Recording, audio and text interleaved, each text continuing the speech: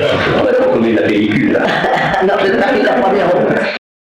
Donc, je fais un petit rapport sur l'effet Doppler, Fizeau et quelques exemples de sa formidable importance en astronomie. Voilà. Donc, bon, d'abord on commence par la spectroscopie, là c'est beau, c'est un arc-en-ciel tout à fait, là c'est tout à fait un arc-en-ciel extraordinaire, j'ai pas réussi à comprendre tous les arcs-en-ciel qu'il peut y avoir, parce qu'il y a des réflexions, etc. Voilà, ça c'est encore un arc-en-ciel vivant. Bon, décomposition de la lumière du soleil et des étoiles. Vous avez ici donc un arc-en-ciel, et vous voyez qu'on a bien redessiné, là il y a un petit de façon artificielle, les différentes couleurs. Bon, la lumière blanche, en fait, est l'addition, la superposition de toutes les couleurs du spectre visible. Hein. Voilà. Bon, et quand on... Voilà, alors ça, oh là là, elle n'est pas bonne cette. Bon, Newton avait déjà observé donc, la décomposition de la lumière du soleil à travers un prisme, peut-être d'autres gens aussi, et quand la lumière du soleil est décomposée avec une dispersion suffisante, on voit que on a donc les couleurs de l'arc-en-ciel, mais on voit des raies sombres, parfois brillantes, qui se situent à des endroits bien précis. Bon, pour le soleil, on n'a que des raies sombres. Voilà. Alors, donc, c'est donc un spectre, voilà. Alors, Fraunhofer, donc ça s'est passé au 19e siècle, Fraunhofer est le premier à avoir étudié et répertorié ces raies, et Kirchhoff et Bunsen identifient les corps qui donnent naissance à ces raies. Donc voilà Fraunhofer. Voilà, alors là j'ai presque la même gravure, c'est comme s'il bougeait, il y a simplement, c'est très rigolo, j'ai trouvé 2 fois la même gravure, il y a simplement le type qui était assis, qui a bougé, qui a changé, voilà, comme si c'était du cinéma déjà, c'est très chouette. Voilà, bon, le spectre de Fraunhofer, alors il a identifié les raies, il a compté 600 raies à qui on a donné des lettres de l'alphabet. Alors dedans, il y a des raies qui correspondent au spectre du soleil, et aussi des raies qui correspondent au spectre de la vapeur d'eau, de l'atmosphère. Voilà. Donc ça, les astrophysiciens après ont parfaitement bien calculé tout ça. Donc actuellement on connaît plus de 20 000 raies dans le soleil. Hein. Et alors on sait d'où viennent ces raies, pourquoi elles rayonnent. Donc voilà. Et il faut comprendre que c'est à partir de ce moment-là, quand on a pu identifier quels étaient les corps qui rayonnaient dans les étoiles, et on a pu identifier tous les paramètres physiques grâce à la spectroscopie et l'effet Doppler, donc dans les étoiles, et c'est là que l'astrophysique commence. Bon, alors, pour un même élément chimique, les raies se retrouvent à la même longueur d'onde, qu'elles sont en émission ou en absorption. En fait, bon, si on prend c'est les électrons qui sont autour des niveaux quantiques du noyau de l'atome qui sautent et qui changent de niveau d'onde, et donc de niveau, et par conséquent ça donne de l'énergie ou ça reprend de l'énergie, mais c'est toujours à la même longueur d'onde, toujours la même quantité d'énergie. Voilà. Bon, alors le spectre dépend des conditions physiques au sein de la source, donc tantôt il faut avoir un spectre en absorption, un spectre en émission, des raies en absorption, des raies en émission, ça dépend des conditions physiques, ça c'est parfaitement connu. Donc on connaît la composition d'un corps à distance par comparaison depuis le spectre, qui se fait donc une analyse en laboratoire. Voilà, donc ça c'est les physiciens qui font l'analyse en laboratoire, et après les astronomes reçoivent la lumière des étoiles, reçoivent le rayonnement des étoiles, et à partir de ce qu'on connaît, à partir des expériences de laboratoire, on essaye de voir quels sont les corps qui rayonnent dans le spectre, l'astre étudié. Voilà. Alors voilà un autre spectre, voilà. Alors, en haut, vous avez, donc, quand il est représenté décomposé, et en bas, c'est quand, donc, on fait passer, autrefois, on faisait passer par un spectrodensitomètre, bon, maintenant, c'est fait automatiquement, et donc, c'est la mesure de l'intensité lumineuse aux différentes longueurs d'onde. Voilà. Alors là, c'est simplement pour les différentes étoiles, depuis les plus chaudes jusqu'aux plus froides. En fait, le continu n'est pas tout à fait ça, parce que le continu pour les étoiles chaudes est beaucoup plus bleu. Là, ils ont mis le continu pratiquement pareil partout. Hein. Mais on voit qu'il y a beaucoup plus de raies. Il y a beaucoup plus de raies dans les étoiles froides. Enfin froides, disons moins chaudes. Et puis alors, l'étoile A0 correspond à l'intensité maximale des raies d'hydrogène. Enfin bon, ça sera pour un autre jour. Bon, alors, donc là on sait, on a un spectre, on s'est identifié, on voit des tas de choses, et quand la source d'onde, celui qu'envoie, et le récepteur sont en mouvement l'un par rapport à l'autre, donc on a l'effet Doppler-Fizeau. Alors Doppler a identifié cet effet pour les ondes lumineuses, et Fizeau pour les ondes acoustiques, et Fizeau pour les ondes lumineuses. Voilà. Alors, voiture, on imagine une voiture de pompier, donc envoie un signal, un bâton, bon, et donc c'est les ondes acoustiques, voilà, et quand elle avance, elle va dans le sens, dans les ondes, évidemment, c'est comme un camion qu'on lance dans l'eau, part de la voiture, mais donc elle rattrape ces ondes.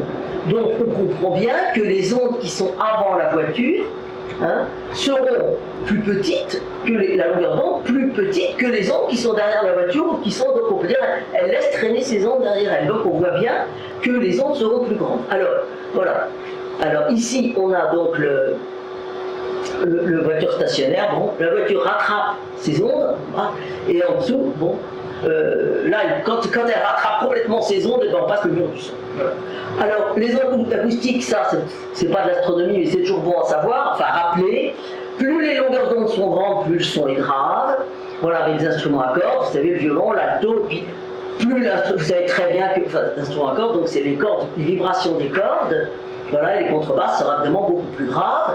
Avec les flûtes douces, c'est pareil. Le sopranino sera des sons beaucoup plus aigus que les flûtes, que le soprano, que la flûte alto, et puis la flûte ténor donnera, elle, la flûte basse encore, donc des sons beaucoup plus graves. Et là, c'est les vibrations de l'air à l'intérieur de l'instrument. Voilà, ce qui fait que quand vous écoutez une voiture qui s'approche, on prend l'exemple de la voiture, voilà, une voiture de pompier. Bon, quand vous écoutez une voiture de pompier, une voiture de police ou une ambulance qui arrive, vous entendez un certain son, et quand la voiture vous a dépassé, le son est plus grave. Voilà. Bon, alors, c'est la même chose pour les ondes lumineuses. Simplement, du coup, quand les ondes, donc quand la source se déplace par rapport à l'observateur, eh bien, les ondes, quand on est devant là, les ondes vont du côté des petites longueurs d'onde, donc c'est du côté bleu, et de l'autre derrière, c'est du côté rouge.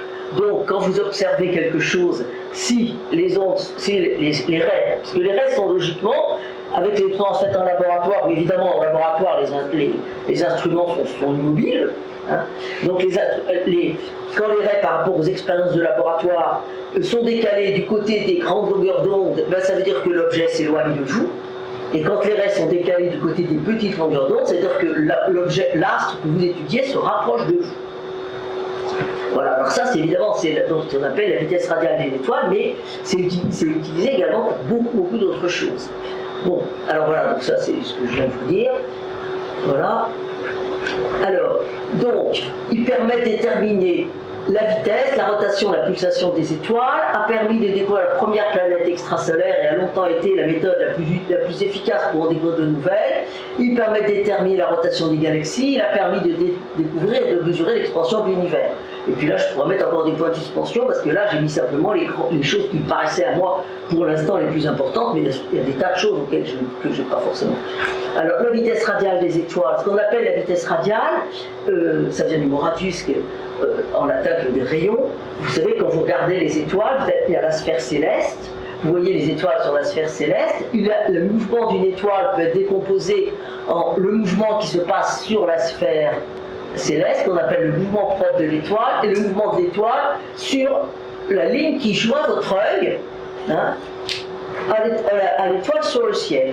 Et c'est la vitesse radiale et donc le mouvement de l'étoile, uniquement la partie du mouvement de l'étoile qui se rapproche ou qui s'éloigne de vous.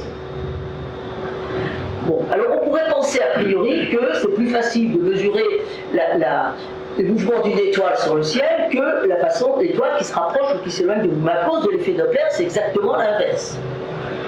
Bon, alors voilà ici par exemple, alors ça c'est la vitesse radiale, c'est très simple. Maintenant d'autres choses beaucoup plus détaillées pour les étoiles.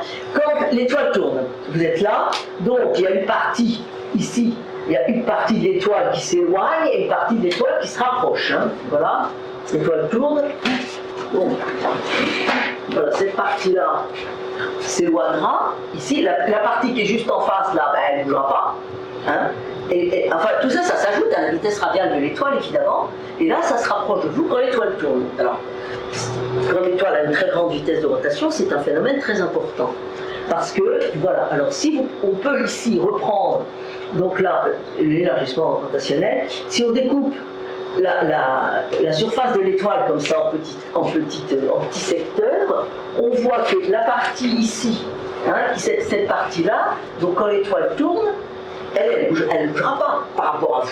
Enfin, elle bougera dans ce sens-là, mais pas comme ça. Donc, elle fera, la raie ici sera cette partie-là, et on voit ici la surface, et c'est évidemment la plus importante, donc ça fera une partie de la raie, ici au centre de la raie, la plus grande. Ici, après, quand on s'éloigne, ces parties-là donc, seront décalées, les resteront décalés. Bon, là ça va par là, donc ça sera décalé, ça s'en va, donc c'est décalé vers le rouge. Et ici, donc, ici cette surface-là, elle sera la plus petite, donc ça sera cette partie-là, ça sera à la fois la partie la plus décalée de la raie, mais ça sera également, ça sera plus petit. Ça sera de plus en plus petit. Puis c'est pareil ici avec la partie qui se rapproche de vous. Et ce qu'on voit, c'est qu'en fait, au lieu, si l'étoile ne tournait pas, toute la surface de l'étoile aurait donné une raie ici qui aurait donc été étroite et très longue, très importante. La surface de la raie sera la même, mais elle sera élargie. Ce sera la raie que vous aurez là sera la composition de tous les petits traits donnés par les différentes parties de l'étoile. Voilà. Je trouve que c'est assez beau comme.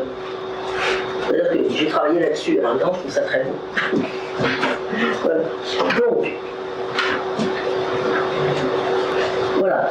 Alors, ici, on revoit le dessin avec les petits traits, les raies qui se superposent, celle du côté rouge et celle du côté bleu. Voilà. On a encore une autre. Et alors on voit que chaque partie de la raie donnera, vous voyez, chaque partie du secteur de l'étoile donnera une partie de la raie. Alors là, évidemment, ce que je vous ai montré, c'est une étoile, pour simplifier les choses, c'est l'étoile qui tourne perpendiculairement à vous, comme ça. Si l'étoile ne tournera pas comme ça, vous ne verrez rien. Et suivant l'inclinaison de l'étoile par rapport à la ligne de visée, il y aura tous les cas de figure intermédiaires. Voilà. Alors ici, on voit donc l'arrêt, les différents élargissements qui se produisent pour la même raie, suivant les différentes rotations de l'étoile. Voilà. Donc quand vous observez un spectre, vous pouvez déterminer la rotation de l'étoile à partir de la largeur des raies. Mais c'est pas très facile, c'est pas un boulot. Alors ici, on a repris un exemple d'une étoile à grande résolution spectrale, et qu'est-ce qui se passe? Bon, voilà le spectre, et puis qu'est-ce qui se passe quand c'est suivant différentes vitesses, voilà, vous voyez, les raies sont complètement gommées, si on peut dire. Pas complètement gommées, mais élargies, donc ça sera beaucoup plus difficile de distinguer les différentes raies, évidemment. Voilà. Donc vous voyez déjà un premier effet. Bon, alors c'est pareil, si votre étoile elle pulse, en plus de donc la raie à ce moment-là, quand l'étoile c'est en pulsation, et la surface de l'étoile, il y a un moment quand elle sera en expansion, et bien, la raie sera décalée vers le rouge, vers le violet, pardon. Donc la surface de l'étoile se rapprochera de vous. Et puis quand elle sera en contraction, quand l'étoile sera en contraction, la surface de l'étoile s'éloignera de vous. Donc les raies seront décalées vers le violet. Vers le rouge, pardon. Vers le rouge. Voilà. Donc on mesure également avec ça la variation périodique de la position des raies, et ça peut être donc ça peut être une pulsation de l'étoile. Voilà. Alors c'est comme ça aussi qu'on a déterminé les planètes extrasolaires, c'est avec l'effet Doppler. On n'a pas pu, l'étoile, la planète, disons que quand la planète tourne autour de l'étoile, en fait elle ne tourne pas directement autour de l'étoile, ils tournent autour de leur centre de gravité commun. Voilà. Et par conséquent, on peut avec qu'on récupère donc le spectre de l'étoile, et l'étoile donc elle a un petit mouvement qui est lié à l'existence de la planète. Mais évidemment le mouvement est très petit, et il faut un très bon spectro pour déterminer ça. Alors voilà, c'est comme ça que donc en 1995 on a déterminé l'étoile la présence d'une planète. Voilà. Ça, c'était donc il y a donc en 95, et puis maintenant on en est, je ne sais plus combien, des milliers et des milliers de planètes extrasolaires. Voilà. Alors voilà un spectre, et voilà ici le spectre de la première, de l'étoile avec la première planète détectée, et vous voyez ici la partie d'en haut représente le détail de la partie d'en bas, la petite partie d'en bas. Donc vous voyez la quantité de raies spectrales qu'il peut y avoir. Et là, donc c'est des raies spectrales qui sont là extrêmement. Bon, l'étoile tourne avec une très petite vitesse, donc les raies ne sont pas du tout élargies. Donc on peut avoir une extrême précision sur la position des raies, donc une extrême précision sur la vitesse radiale, et c'est comme ça donc on a pu détecter les planètes extrasolaires. Alors évidemment, détecter avec cette méthode-là des étoiles qui tournent vite, ça va être beaucoup plus difficile. Hein. Voilà. Alors, oui, ce que j'ai pas dit aussi, j'aurais pu le dire aussi, parce que bon voilà, j'ai pas pensé, donc c'est comme ça. Il y a les étoiles doubles. Quand vous avez des étoiles doubles, chaque étoile envoie à ses propres raies, et quand des deux étoiles, ce qu'on appelle les étoiles de spectroscopie, quand les étoiles tournent l'une autour de l'autre, eh ben, le système des raies, les deux systèmes de raies s'intervertissent. Quand l'étoile qui envoie un système de raies se rapproche, les raies sont décalées vers le violet, et l'autre étoile, les raies sont décalées vers le rouge. Et c'est l'inverse à une demi-période suivante. Dans la demi-période suivante, les étoiles seront interverties, donc il y a une étoile l'autre étoile qui se rapprochait de vous s'éloignera, donc les raies seront interverties. Et c'est comme ça qu'on détecte des étoiles doubles, c'est une des méthodes pour détecter des étoiles doubles, ce qu'on appelle les étoiles doubles spectroscopiques, où donc il y a deux systèmes de raies qui sont superposés et qui sont en mouvement l'un par rapport à l'autre, mouvement périodique. Donc on doit retrouver la même chose d'une période à l'autre. Il faut déterminer la période et tout ça. Et ça, c'est une chose très très importante pour les étoiles doubles. Voilà. Alors maintenant, alors ça c'était bon, je parle de ça parce que on en a parlé là ces temps-ci. Les galaxies extérieures, voilà, c'est l'importance de l'effet Doppler. Hein. Oui, donc ça, je vous ai parlé de l'importance de l'effet Doppler pour les étoiles. Et maintenant, bon, alors ça a également servi pour la rotation des galaxies. C'est comme ça qu'on a déterminé que la rotation des galaxies ne correspondait pas du tout à ce qu'on pourrait attendre, etc. Et c'est pour ça qu'on dit qu'il y a de la matière noire, qu'on n'a toujours pas réussi à savoir ce que c'était, mais ça se fait à partir de la rotation des galaxies. La rotation des galaxies se fait par effet Doppler.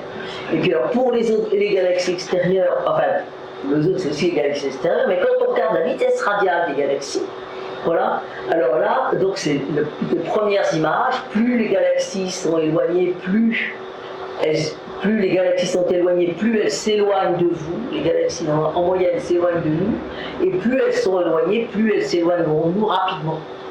Hein. C'est ce qu'on appelle donc l'expansion de l'univers et qui s'appelle maintenant la loi de Hubble-Lemaître. Voilà. Les galaxies, l'éloignement des nébuleux extragalactiques est un effet cosmique dû à l'expansion de l'espace. Alors quelquefois on appelle ça l'effet Doppler cosmologique parce que ce n'est pas dû aux galaxies elles-mêmes, mais c'est dû à l'espace dans lequel sont les galaxies et c'est l'espace qui est en expansion. Donc certaines personnes disent c'est pas l'effet Doppler, oui, enfin, c'est quand même l'effet Doppler, c'est quand même de l'effet Doppler, puisqu'il y a un décalage, un mouvement à cause de l'expansion de l'espace. Les galaxies sont en mouvement par rapport, mais c'est pas elles qui sont en mouvement, c'est l'espace lui-même qui est en mouvement, mais les raies émises par les galaxies sont décalées vers le rouge, et d'autant plus décalées vers le rouge que la galaxie sera lointaine. Hein. Et donc c'est donc toute la base de la cosmologie. Hein, et c'est à partir de ça, donc pendant longtemps, on s'est demandé est-ce qu'il y a eu un instant zéro, est-ce qu'il y avait un instant zéro, ou est-ce qu'il y a eu pendant longtemps c'était la théorie de Hoyle, qui était qu'il n'y avait pas eu de commencement, et bon, l'espace est en expansion. Bon, donc la densité de l'espace, si l'espace est en expansion, la densité de l'espace doit diminuer, hein, doit décroître. Et la théorie de Hoyle était que c'était un espace sans commencement ni fin, et qu'un espace donc, qui ne changeait pas, et qu'il y avait création continue de matière pour compenser la diminution, la décroissance de la densité due à l'expansion de l'univers. Et puis finalement, on s'est rendu compte que ça ne marchait pas parce qu'on a retrouvé les traces, si on peut dire les traces, le rayonnement fossile de l'instant du Big Bang, l'instant zéro de l'univers. Donc voilà, donc on sait que maintenant disons qu'il y a extrêmement la probabilité qu'il y ait vraiment eu un instant zéro est quand même extrêmement forte. Hein. Voilà. Et alors donc là, justement, c'était ce qui a été voté, donc c'était la loi de Hubble, et puis au mois d'août dernier, et puis ça a été confirmé après, on a refait un vote électronique, les astronomes en Assemblée Générale pour l'Union Astronomique Internationale à Vienne, au mois d'août dernier, ont voté pour que la loi de Hubble s'appelle la loi de Hubble-Lemaître. Parce que Lemaître avait publié ça avant Hubble, mais il l'avait publié dans une petite revue belge, et par conséquent, bon, voilà. Alors après, Hubble a publié ça, mais l'article de Lemaître est antérieur. Et voilà. Enfin, alors là, je vous ai montré quelques-uns des effets Doppler en astronomie, hein, quelques-uns, mais on le retrouve tout le temps. C'est vraiment, Doppler Fizeau, puisque c'est Fizeau qui a fait ça pour la lumière, et c'est vraiment quelque chose de complètement... Moi j'ai une fois un TIPE qui m'a dit qu'il voulait faire, vous savez, c'est ce qu'ils font les taupins quand ils passent les concours, ils ont un petit travail personnel à faire, ils doivent faire un exposé de 5 minutes, et lui il voulait faire un exposé sur l'effet Doppler en astronomie.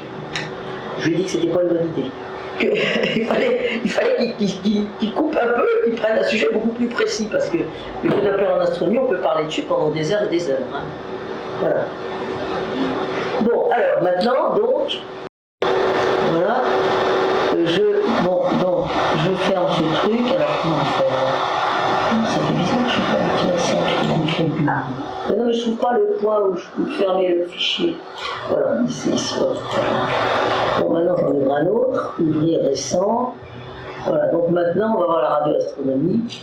Bon, ça va, les Doppler, je sais pas ce que vous saviez les uns les autres. Vous saviez tout ça déjà ou pas? Non? Non, pardon? Bon, ben voilà, donc, non, justement, la dernière fois, j'ai vraiment eu l'impression que c'était pas mal d'en parler un peu, parce que je vous dis, c'est un truc qu'on retrouve partout et qui est vraiment très très important. Et puis même si les gens qui savent, quelquefois, ça fait pas de mal de revoir les choses. Voilà, bon, bah écoutez, alors en attendant, maintenant on va parler de la radioastronomie. Alors, je sais pas quelle heure il est en plus, parce qu'on a commencé énormément de retard. Oui, bon, alors, la radioastronomie, bon, voilà, pourquoi la radioastronomie? Un exemple, on va voir après, mais c'est pour vous dire, voilà, une galaxie, voilà une galaxie à la même échelle, voilà, en optique, dans les longueurs d'onde optiques et les longueurs d'onde radio. Donc, vraiment indispensable, la radioastronomie. Bon, ça c'est une image que je vous ai déjà montrée 150 fois, mais comme il y a des niveaux, il faut le reprendre. Voilà, donc les astres rayonnent dans toutes les longueurs d'onde, et donc sur Terre, l'atmosphère empêche, enfin fait écran à une certaine quantité de ces longueurs d'onde. Ça tombe bien pour le rayon X par exemple. Voilà, c'est peut-être pas la peine, le rayon ultraviolet aussi, c'est peut-être pas la peine qu'on reçoive ça. Et voilà, alors on a donc une fenêtre visible ici qui est dans la fenêtre visible, on voit les étoiles, on les voit avec nos yeux, voilà. Après il y a l'infrarouge, alors on voit que l'infrarouge, il y a des fenêtres plus ou moins, voilà. Il y a une fenêtre infrarouge, et puis après, bon, il y a différentes corps dans l'atmosphère qui font écran, et puis il y a une deuxième fenêtre qui est la fenêtre radio. Alors ce qui fait que au sol, on aura donc deux espèces d'instruments, les instruments d'optique, et puis évidemment dans le proche infrarouge aussi, et puis les instruments radio. Pour toutes les autres longueurs d'onde, il va falloir aller donc au-dessus de l'atmosphère, donc envoyer des engins spatiaux. Alors certains donc qui seront adaptés aux spécificités physiques du rayonnement. Voilà. Bon, alors, donc ça c'est une photo. Voilà, Garjanski, alors il travaillait, je crois, à la compagnie Bell, et voilà, il a trouvé, donc il trouve commence à avoir des émissions de la galaxie, voilà Garjanski. Et puis ça a été, alors il y a moi je connaissais pas, voilà, Rothrober qui a repris les travaux de Jansky et qui a construit son propre radiotélescope entre 33 et 37. Alors il a d'abord, c'est un Américain, et puis finalement il a été travaillé il a vécu 90 ans, et après il a été travaillé en Australie. Voilà, alors, c'était mieux que ça, moi ma photo d'image était mieux que ça, enfin bon, c'est vrai que ce truc marche, mais il est peut-être moins bon que l'autre, si l'autre marche, je ne sais pas. Voilà, donc il a fait un radiotélescope, il a fait la première carte de notre galaxie. Voilà. Alors, après la Deuxième Guerre mondiale, la radioastronomie se développe et les premiers radiotélescopes sont faits, on utilise des radars allemands après la guerre, les deux guerres, voilà. Et puis en France, on établit la station de radioastronomie de Nancy en Cher, qui est d'abord, c'était fait avec l'école normale supérieure, je crois qu'il s'est été rattaché à l'Observatoire de Paris, voilà. Et dans les années 60, le grand radiotélescope est construit dans les années 60. On va en reparler après, le radiotélescope de Nancy. Alors, le principe des radiotélescopes, et oui, je suis désolé, Canès, voilà, est le même que celui des télescopes optiques. Et les longueurs d'onde radio étant beaucoup plus grandes que les longueurs d'onde optiques, les grillages transparents ne sont pas qu'aux ondes radio. Voilà, on a donc, par exemple, ici vous avez donc plusieurs espèces d'instruments. Vous avez ici c'est une parabole, et puis ici donc le rayonnement radio arrive, est concentré ici sur l'antenne, et puis voilà, et puis après il est analysé, traitement, amplification et traitement. Voilà. Alors ça c'est un des modèles, de radiotélescope. Hein, mais, vous voyez, dans ça c'est des grillages. Alors. Voilà, alors c'est un instrument méridien. Alors vous avez donc deux miroirs. Il y a un miroir, un instrument méridien, c'est-à-dire qu'il prend le rayonnement au voisinage du méridien. Hein. Donc ici, donc c'est nord-sud. Voilà, et ici vous avez donc un miroir sphérique ici qui récupère. Pardon, il y a un miroir ici, le miroir plan est incliné. Bon, et puis, alors, il envoie, on l'incline suivant l'astre qu'on veut étudier, il envoie la lumière, voilà, ça arrive ici, voilà, la lumière, c'est le rayonnement radio arrive ici, voilà, sur le miroir plan qui est incliné, qui va sur le miroir sphérique, qui le concentre donc ici sur l'antenne qui est au centre. Et après ça, donc c'est étudié, voilà.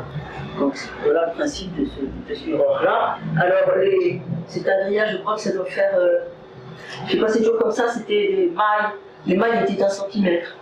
Alors, ce qui fait que ce sont des miroirs, mais pour nous, ce sont des miroirs, pour nos yeux, ce sont des miroirs transparents. C'est des grillages.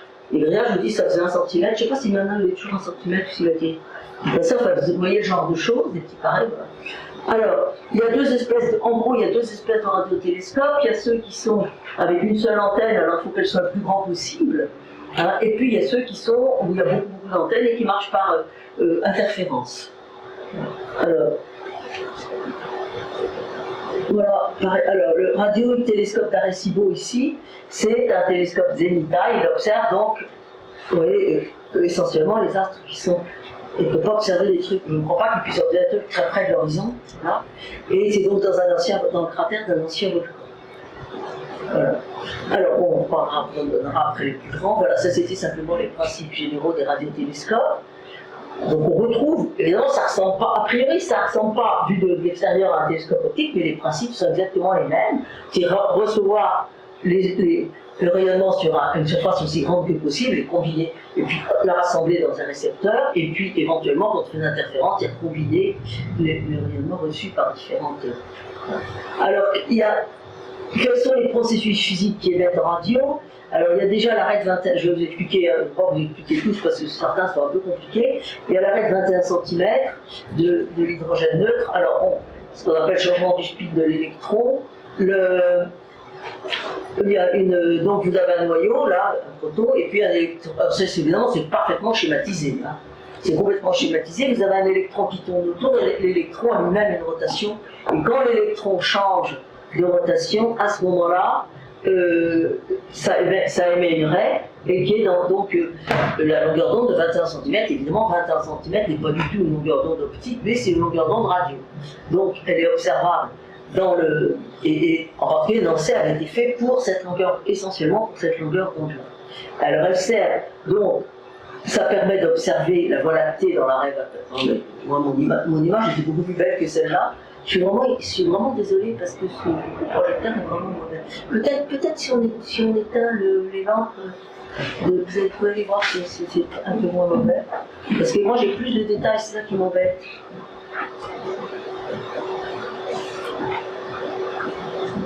Oui, mais ça ne change pas grand-chose. Hein. Non, moi j'ai ma petite image beaucoup mieux que ça, c'est ça qui m'embête. Voilà. Alors par exemple ici, bon alors ce que je vous ai, ici ce que je vous ai montré, c'est qu'on refait, justement grâce à l'effet Doppler, on refait la carte à partir parce que vous avez toujours une autre image, à partir nous on est de l'autre côté, il y a toute une partie qu'on ne peut pas observer parce qu'il y a le centre galactique qui nous en empêche, derrière, mais grâce à l'effet Doppler, on peut justement identifier les différentes parties dans le rayonnement et on peut retracer la carte de la galaxie. Voilà. Et alors là, je suis désolé hein, pour les. Je suis mais vraiment, pour ce que j'ai dit alors, c'est pas juste. Voilà. Bon, alors ici, alors là c'est l'inverse, on reprend ici cette pile, mais ça c'est la carte faite dans l'autre c'était la carte vue du haut, si on peut dire, et là c'est la carte dans le plan, enfin, vue par la tranche, voilà. Hein? Alors ça c'est. Alors évidemment, dans un cas pareil, on est sûr que les couleurs, c'est des couleurs artificielles. Hein. On a mis des couleurs pour mieux, pour mieux se rendre compte, mais simplement il faut savoir à ce moment-là, il faut connaître comment ça a été étalonné. Là, on a dit les zones brillantes correspondent au maximum d'intensité, donc d'abondance de H1. Voilà. Alors ici, c'est une image qui montre. J'avais toute une série de diapos qui racontaient ça aussi. C'est très très intéressant toute cette série-là parce qu'en fait, c'est dans toutes les longueurs d'onde, depuis les plus grandes jusqu'aux plus petites, et j'avais des diapositives, ils expliquaient chaque image, la quantité d'images avec les différents instruments qu'il avait fallu faire pour pouvoir avoir tout ça. Voilà. Alors ici, donc en haut, on a le continu radio, après donc on a l'arrêt 21 cm, alors, vous voyez déjà comme, alors donc la galaxie, si on peut dire, vue par la tranche, hein. Mais à chaque fois, évidemment, on met, c'est des milliers d'observations qu'on met ensemble. Hein. Voilà. Et on voit ici, par exemple, en 20 cm, en 21 cm, la galaxie est beaucoup plus petite, plus plate. Hein. Et l'hydrogène neutre, 21 cm, ne marche pas dans le halo. Et on voit après, bon, l'hydrogène moléculaire, l'infrarouge, voilà, le proche infrarouge, l'optique. Alors dans l'optique, alors vous voyez ce qui est intéressant aussi, c'est que quand vous êtes en optique, vous avez ici, là c'est très très spectaculaire, vous voyez que tout le noir, c'est pas qu'il n'y a pas d'astre qui rayonne, c'est qu'il y a de la matière absorbante. Hein, et ça absorbe dans le domaine optique, donc on ne peut pas le voir, on peut pas voir, mais grâce avec les autres longueurs d'onde, ça peut être transparent à d'autres longueurs d'onde, et on voit que c'est transparent dans les longueurs d'onde radio, par exemple. Et ça, c'est très très spectaculaire. Là, on voit bien, et qu'on a vraiment besoin d'autres longueurs d'onde que l'optique pour pouvoir passer outre les nuages de matière absorbante. Hein? Et puis après, donc, on a les rayons X et après les rayons gamma. Alors ça, c'est pareil, ça c'est fait avec des engins spatiaux, et il y a des conditions, les miroirs sont encore des conditions qui sont encore des processus physiques très compliqués pour éviter que le miroir soit transparent. Voilà. Alors voilà par exemple une autre galaxie, ça c'est la galaxie, autrefois on l'appelait la galaxie des chasses, maintenant on l'appelle la galaxie des tourbillons. Bon. Et on voit comment elle est dans les différentes longueurs d'onde, et on voit que c'est complètement différent et que même si on peut dire, les limites de la galaxie dépendent complètement de la longueur d'onde dans laquelle on l'observe. Voilà. Alors voilà, donc Messier 51. Voilà. Alors on voit que l'hydrogène, dans l'arrêt 21 cm, l'hydrogène est concentré dans les bras spiraux. Voilà. Et puis là, on voit donc c'est la même, donc c'est la même que tout à l'heure. Mais alors là, on a mélangé à la fois les ondes radio et la lumière visible. Hein, avec beaucoup des sortes de multiples. Et on voit que donc, la galaxie n'est pas du tout la même en radio et en visible. Voilà. Alors ça c'est M80, une galaxie spirale, et c'est pareil. Alors on voit, c'est très intéressant de voir justement comment que ça ne s'arrête pas à ce qu'on voit dans le visible. Alors ici c'est pour montrer qu'on a un groupe. Donc c'est les interactions, les effets de marée hein, entre des galaxies dans un groupe de Messier 80. Et on voit dans le visible, on ne voit pas du tout. Et on voit que dans l'infrarouge, dans la règle d'un centimètre, on voit qu'il y a des connexions. Il y a vraiment des connexions. Voilà. Encore une autre. Je suis désolé, je voulais traduire. Ah, c'est pas bien. Je crois que je voulais traduire et puis j'ai pas. Voilà. Bon, en fait, on voit différentes longueurs d'onde. Voilà. Alors là, c'est celle que je vous montrais tout à l'heure. Vous voyez, ça c'est évidemment très très comme elle est différente, dans la même échelle, la même galaxie, comme elle est différente. Voilà. Bon, alors, par ailleurs, alors, les autres, quelques-unes des autres utilisations de la radio de l'astronomie, bon, il y a eu des... Mais ça, je peux pas, les pulsars, ça va être dans un autre cours, donc je ne vais pas parler cette fois-là. Alors, on a découvert aussi, et ça, on a vraiment besoin de la radio, de nombreuses découvertes de molécules interstellaires, hein, plus de 170 molécules complexes qui ont été détectées. On a étudié les galaxies et d'autres objets lointains, on s'en a vu. J'ai pas dit aussi, alors on étudie aussi le Soleil. Hein, il y a à Nancy, il y a tout un réseau de surveillance du Soleil. On étudie le Soleil, la surveillance du Soleil, ça se fait à Meudon, enfin à Meudon depuis très longtemps, parce que ça a commencé en 1876. Et donc oui, depuis 1876, ça fait quand même très longtemps. Et puis à partir du moment où la radioastronomie, on a étudié le Soleil aussi en radioastronomie. Hein, et les planètes aussi, on sait qu'on étudie beaucoup aussi les planètes en radioastronomie. C'est très important aussi. Hein, voilà.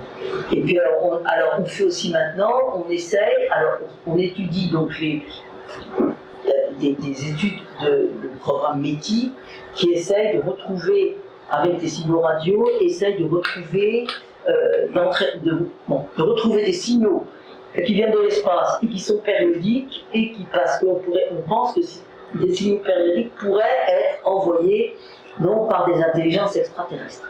Donc il y a tout un programme qui marche maintenant depuis longtemps et où il y a donc des radiotélescopes qui essayent de capter donc des... Alors maintenant on connaît donc des planètes extrasolaires qui sont dans les zones habitables, enfin qui sont plus susceptibles d'avoir la vie, ben, on essaye évidemment vers ces objets-là. Voilà.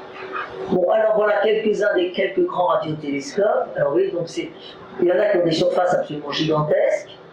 Voilà. Et puis alors ceux-là marchent avec le très grand. Alors celui-là, donc, avec là, c'est donc marque par interférométrie. Alors il y a donc 27 antennes. C'est un des plus grands, le Very Large Array, c'est un des plus grands radiotélescopes actuels. Puis il y en a beaucoup. Alors, donc Arecibo, alors ça c'est une seule surface, mais vous voyez, très grande. Voilà. Alors voilà, alors, ALMA a été construit étant je sais pas, il n'est pas fini encore, je crois. Bon. Ça va, j'ai pas été trop vite jusqu'à présent parce que je m'aperçois que j'ai dit beaucoup de choses en peu de temps. Ça va? Ça va, c'est bon, d'accord. Voilà. Alors ALMA, vous voyez, il est très haut. Alors il est en train d'être construit là en ce moment. Donc on voit ici, on a montré que les radiotélescopes, comme les télescopes on les met de plus en plus haut. Bon, la Lune n'est pas bonne, la vue astronomique, mais tant pis. Puis ça va être une initiation, enfin ça pue nul pour faire. Voilà. Donc on voit la nana au Japon à 1350 mètres, après le VLA qu'on a vu, la VLA Large Array, qui est donc à 2000 mètres. Après il y a la CIA, mais ça c'est un observatoire optique là, il est à 2004. Le très grand télescope, le large télescope, donc qui est optique, qui est aussi du Chili, ça c'est des trucs. Ceux-là c'est des trucs de l'ESO, c'est des télescopes européens. Hein. Donc là il est à 2400 mètres. Voilà. Et puis alors, bon, il y a des télescopes optiques, voilà. Il y a le Keck, alors, voilà, il est 4000 mètres, ça c'est Hawaï. Et puis il y a ALMA, donc voilà, 5000 mètres. Alors ça c'est donc dans les déserts du Chili. Alors la différence aussi, c'est qu'en radio, en optique, vous observez uniquement la nuit, sauf quand vous observez le soleil. Mais en radio, vous pouvez observer tout le temps. Il n'y a pas de... Et en plus, les nuages ne gênent pas. Ce qui gêne, c'est quand... je ne sais pas, des conditions, quand il y a peut-être trop de vent, ça je ne sais pas. Ça doit dépendre des différents télescopes, mais en tout cas, il n'y a pas les mêmes problèmes que pour les observations. Bon, alors voilà, ALMA, donc interféromètre radio, donc 66 antennes de 12 mètres chacune, une aire de 9 km de rayon.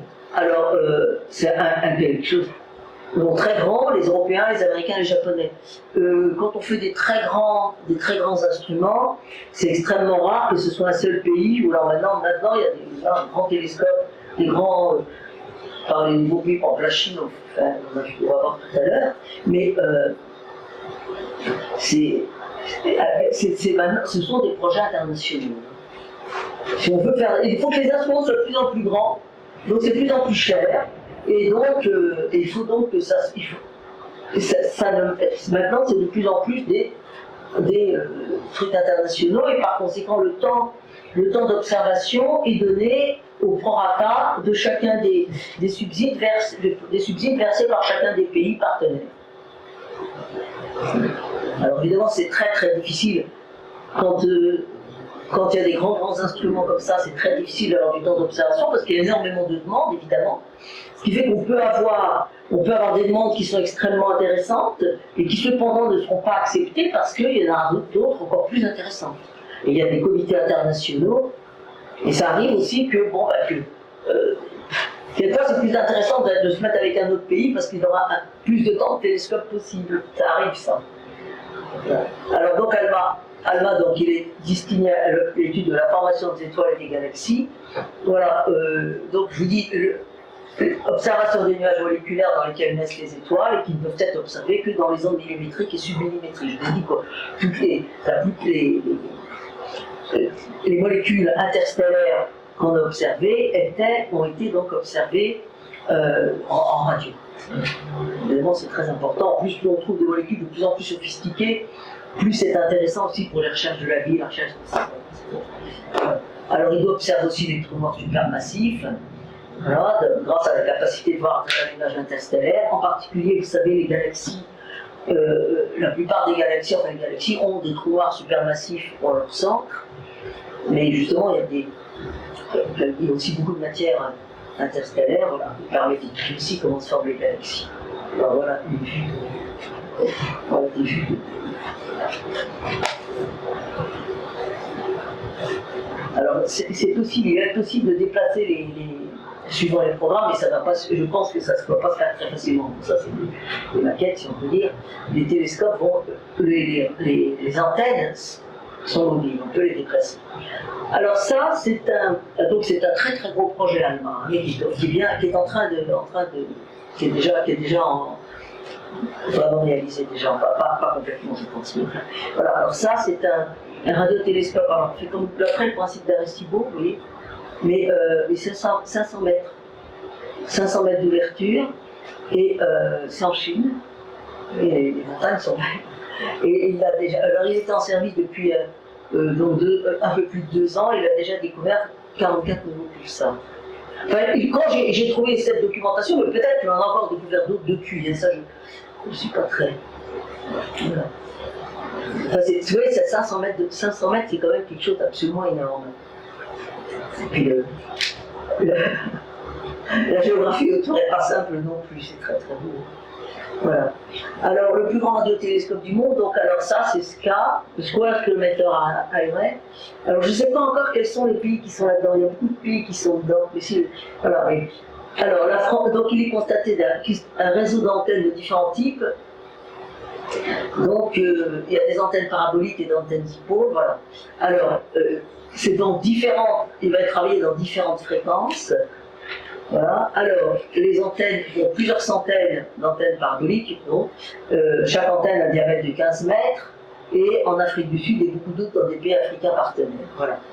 Alors, le prochain prototype, voilà, le premier prototype d'antenne parabolique, là, donc, il est en Chine. Alors, évidemment, il ne va pas être installé dans un endroit où il y a tellement d'immeubles comme ça. Là, c'est vraiment une expression, mais vous ne pouvez pas évaluer les radiotélescopes dans des endroits où il n'y a pas de rayonnement parasite. Voilà. Alors, les antennes dipôles, voilà, donc c'est complètement différent. Un enseigne aussi ce genre d'antenne. Voilà, 1 million d'antennes dipôles. Alors, des milliers de stations s'étendront sur des centaines de kilomètres et accueilleront chacune quelques centaines d'antennes. Et ça, c'est l'Australie. Voilà. Alors, voilà, comment comparer SCA avec les plus grands télescopes du monde, les plus grands radiotélescopes du monde.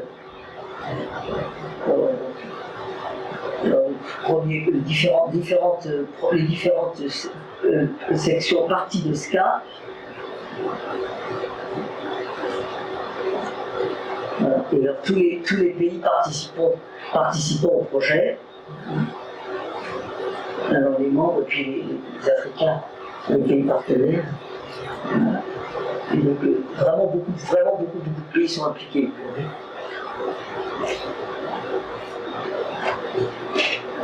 Voilà. Alors, là, on commence à mettre des précurseurs. Voilà, en Amérique du Sud. Voilà. Alors, le phare, donc, c'est un réseau de radioastronomie, centré aux Pays-Bas, étant d'être en Europe, des dizaines de milliers d'antennes, donc réparties dans une cinquantaine de stations, dont une à Nancy. Et les signaux sont transmis vers Groningen, où un super ordinateur les combine pour former l'équivalent d'une antenne géante. Et c'est vraiment, donc là, vous voyez, l'instrument lui-même s'étend sur plusieurs pays.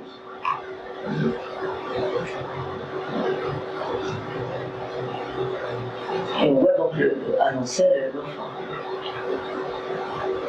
Alors voilà, donc à gauche, les radiotélescopes fréquents. Oui, ben non, c'est à droite, voilà. Que c'est embêtant, on fonce à droite et à gauche. Voilà. Voilà, donc c'est tous les travaux préparatoires, mais vraiment ça va être le développement de la partie basse fréquence de SCA durant la décennie à venir. C'est des travaux de très très longue haleine, évidemment, et c'est des choses absolument énormes. Et alors, les connaissances que ça nous apportera, on peut évidemment on a des idées forcément, mais on ne peut pas imaginer tout ce que ça peut nous apporter. Alors là, il y a une très belle photo, il y avait une très belle photo de Nancy sous la neige, mais malheureusement, vu la qualité du truc, on ne peut pas la voir. Voilà. Bon, alors, ça va être l'évolution des grandes structures cosmologiques et du gaz lors des âges sombres de l'univers. L'âge sombre de l'univers, c'est quand l'univers, il n'y a pas encore tout au début, tout est obscur, voilà. La formation et l'évolution des galaxies, la matière sombre et l'énergie sombre, on ne sait toujours pas ce que c'est, l'origine et l'évolution du magnétisme cosmique, l'évolution des systèmes d'exoplanètes, et enfin les champs forts de gravité et les tests de la relativité générale, grâce aux observations des objets compacts tels les pulsars et les trous noirs. Voilà. Alors, donc, évolution, scénario de formation et d'évolution des galaxies, hein, et donc, on retrouve encore l'émission de 21 cm de l'hydrogène, de l'univers, et donc on pense qu'on pourra mesurer, alors évidemment, ce qui est très intéressant, c'est de le mesurer pour des galaxies les plus lointaines possibles, parce que ça correspond à un moment où l'univers était très jeune. Et à ce moment-là, ça pourra donner donc des informations sur la formation des galaxies et sur comment ça a commencé, comment tout ça a commencé, qu'on ne pourrait pas avoir avant. Et évidemment, pour ça, il faut avoir les galaxies les plus lointaines sont évidemment extrêmement faibles. Et donc, il faut vraiment des instruments extrêmement puissants. Voilà. Et alors, donc, l'évolution des propriétés dynamiques des galaxies, vitesse de rotation du gaz autour du centre du galaxie, c'est très important pour étudier le trou noir qui est au centre. Et voilà, réponse en masse, matière sombre et matière barionique lumineuse. Voilà. Alors ça, c'est donc les galaxies ultra diffuses, donc ça c'est dans visible, qu'est-ce qu'on avec le Hubble Space Telescope. Elle est le plus loin possible. Les champs très très profonds, elle est le plus loin possible dans l'univers, c'est vraiment très beau. Voilà. Alors là, vous voyez, chaque point c'est des galaxies. Alors, bon, l'histoire, l'univers, quand l'univers, je dis les âges sombres, hein, donc complètement vague au rayonnement visible, et comme l'univers juste avant 1 milliard d'années. Voilà.